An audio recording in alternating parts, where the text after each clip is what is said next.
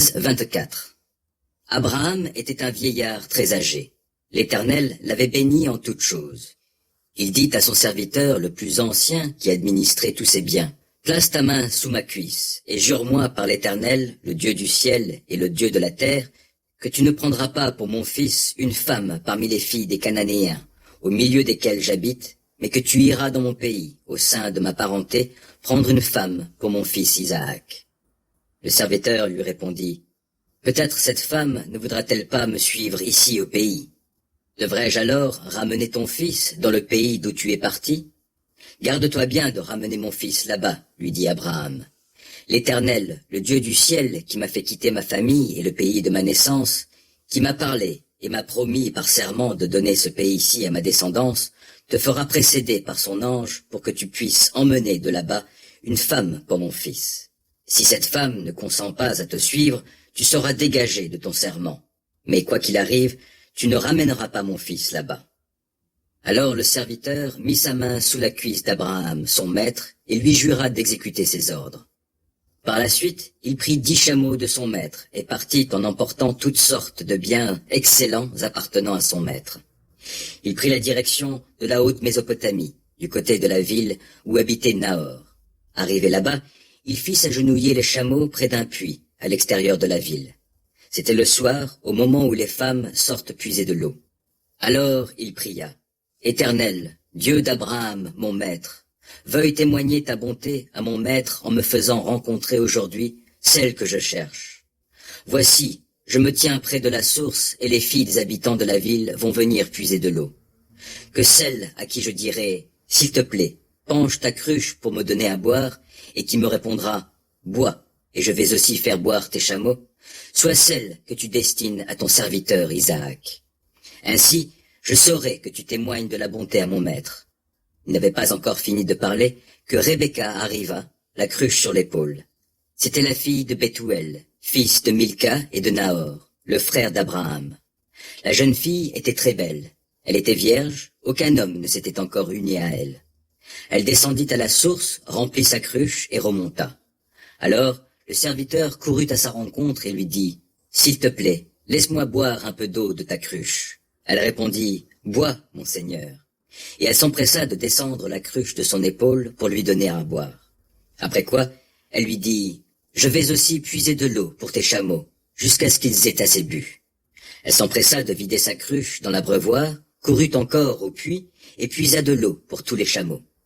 Le serviteur, étonné, l'observait sans dire un mot pour voir si, oui ou non, l'Éternel faisait réussir son voyage. Quand les chameaux eurent fini de boire, il prit un anneau d'or d'environ 6 grammes, ainsi que 2 bracelets d'or, pesant chacun plus de 100 grammes, qu'il passa au poignet de la jeune fille. Puis il lui demanda, « De qui es-tu la fille? Dis-le-moi, s'il te plaît.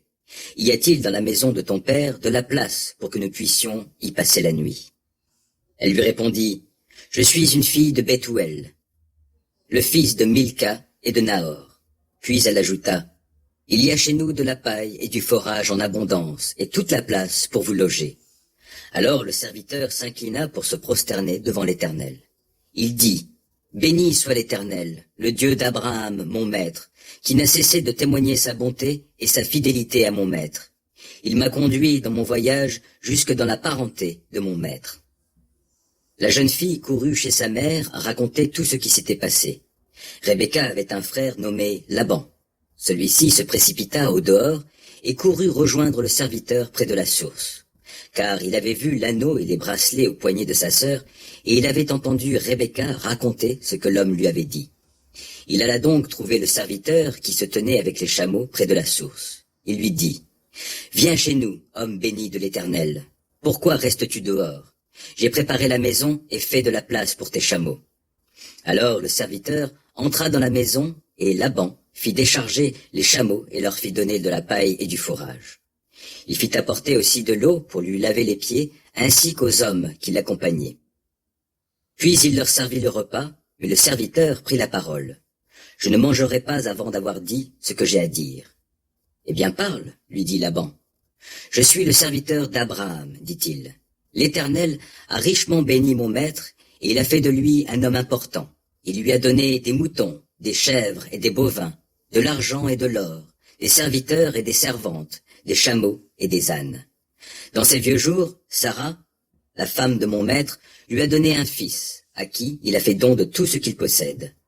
Or, mon maître m'a fait prêter serment en disant « Tu ne feras pas épouser à mon fils une Cananéenne du pays où j'habite, mais tu te rendras dans la famille de mon père, et c'est là que tu prendras une femme pour mon fils. » J'ai répondu à mon maître « Peut-être la femme ne voudra-t-elle pas me suivre ?»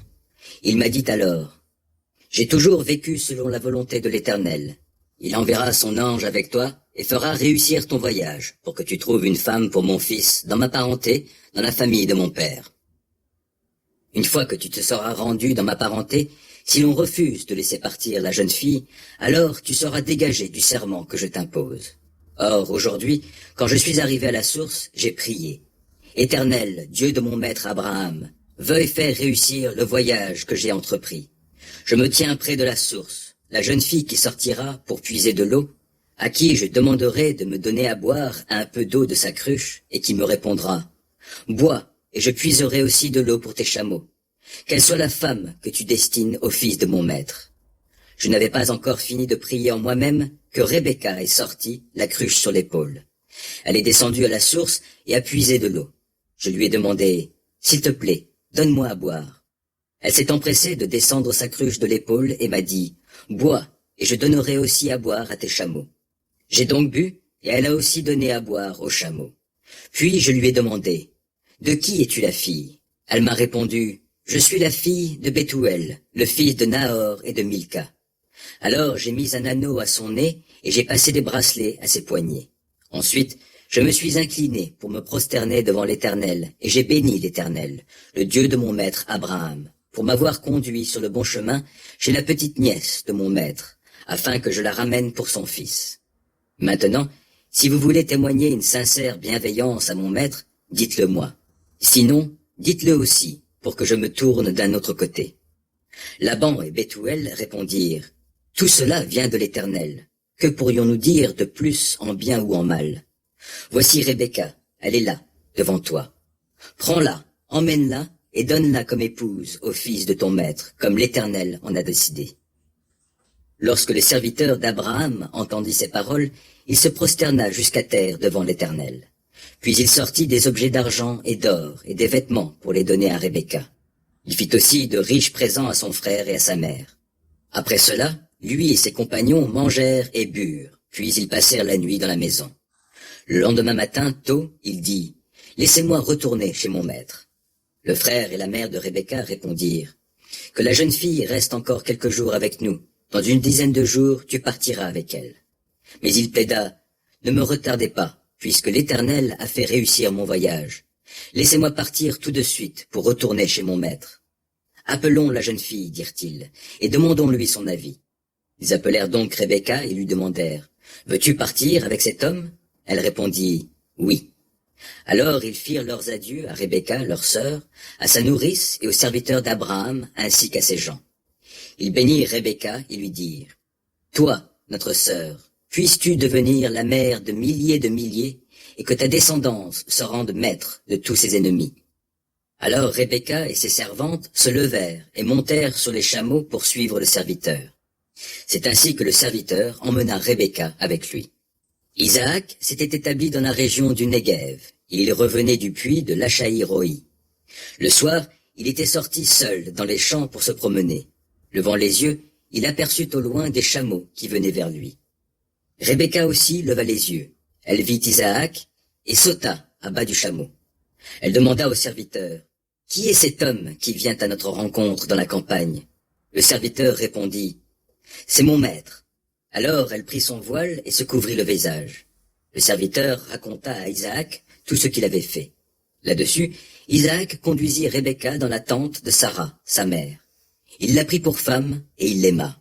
C'est ainsi qu'il fut consolé de la mort de sa mère.